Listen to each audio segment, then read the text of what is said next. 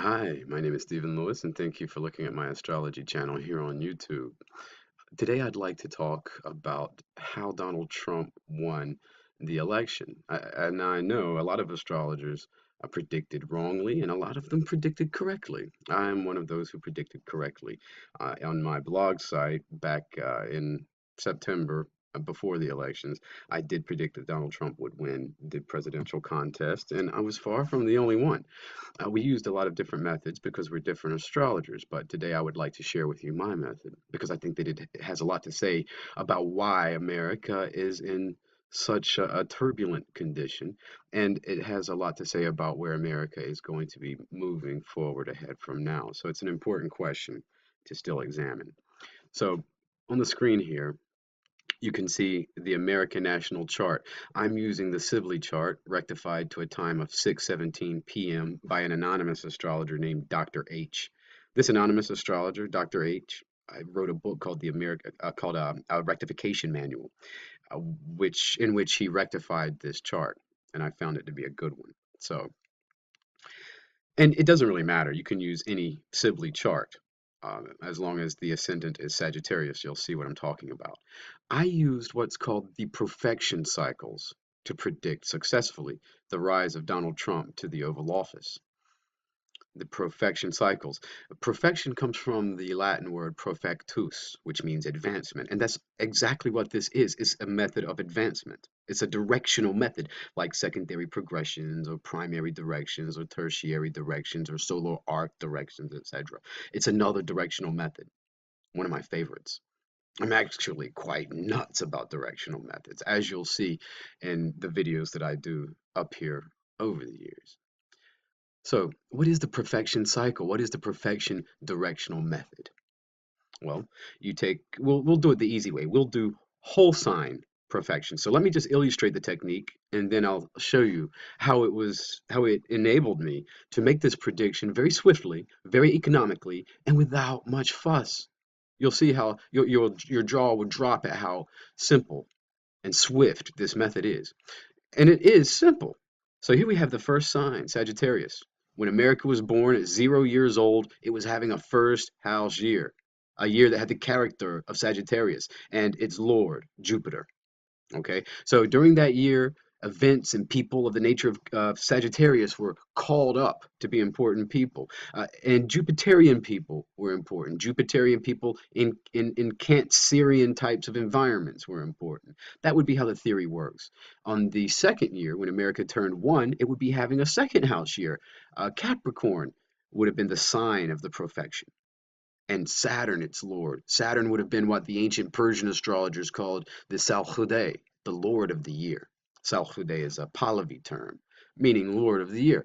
So the year itself, year number two, the year itself would have been Capricornian, cold and dry, and Saturn's transits would have been more important. So at America's next birthday, Aquarius is the sign of the perfection. We're having a third house year in that year. And at the next birthday, a fourth house year, and a fifth house year, and a sixth house year, and a seventh house year, and an eighth house year, and a ninth house year, 10th, 11th, 12th, and back to the first house year. Now you see why I used whole sign profections. We could do it by perfecting the actual ascendant degree, but you see America has intercepted houses and it has some houses that contain more than one cusp. And so that makes it a little bit more difficult. For the sake of simplicity, we will use whole sign profections. Now, it should become apparent that every 12 years the circle closes. Okay, I want to emphasize also that this has nothing to do with anything that's transiting in space. This is a permutation and a cycle of your natal chart, of the chart itself. Has nothing to do with anything astronomical. Okay, so after 12 years, the cycle comes to an end. Now, I want to point out that every first house year, fifth house year, and ninth house year, these are all election years in America's 12-year perfection cycle. And of them all, the first house year is the most important because it is in this year that Americans will decide what their identity is for the next 12. Okay? It's in the first house year that Americans will decide that. Folks, we're in a first house year right now. It started on July 4th of 2016 and it will end on July 4th of 2017 when we enter into a second house year and the economy will step to the front. America's identity then won't be such a big deal.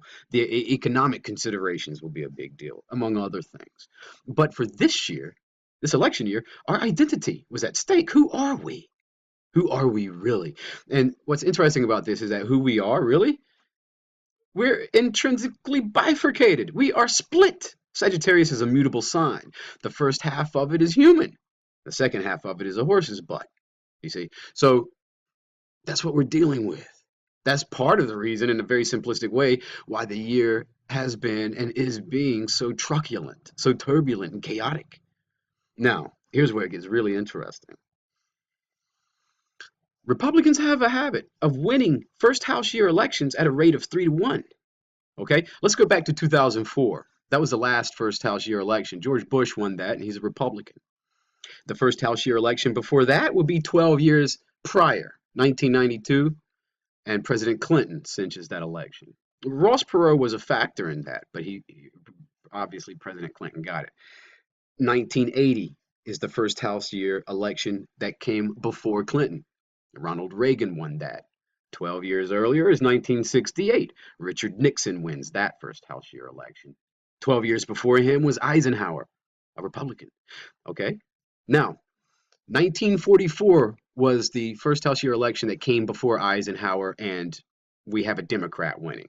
Roosevelt. He's the only Democrat that's won a first house year election. I mean, Clinton was the only Democrat to win a first house year election since Roosevelt. I found that to be very, very important in my considerations when it came down to predicting who would win this year's election. But President Roosevelt was the only Democrat who ever won two back-to-back first house year elections. He won the election in 1944, and 12 years prior, he won the election in 1932. That's the only time in all of American history that a Democrat has won two first house years, has won two first house year elections back to back. First time in American history. It's never happened until then. And so I was gambling. You know what? It's probably not going to happen now. The last time it happened with Roosevelt, there had to be a world war. And there's not a world war this time. So I reasoned that this time, this year, 2016, a Republican would again win. Um, Before Roosevelt in 1920, Harding won. He was a Republican. The first House year election before that would have been 1908, Taft, a Republican. Before that, 1896, McKinley, a Republican. So you see, in first House year elections, Republicans have a rate of winning these that is 75%. That was really all I needed. It was really all I needed. Behold the power of the profection cycles. Thank you for watching. I appreciate you liking and subscribing to my channel because I intend to publish a lot of really fascinating videos about astrology. Also, find me on Facebook, like my page, give me a message. I'd love to hear from you. Have a great day.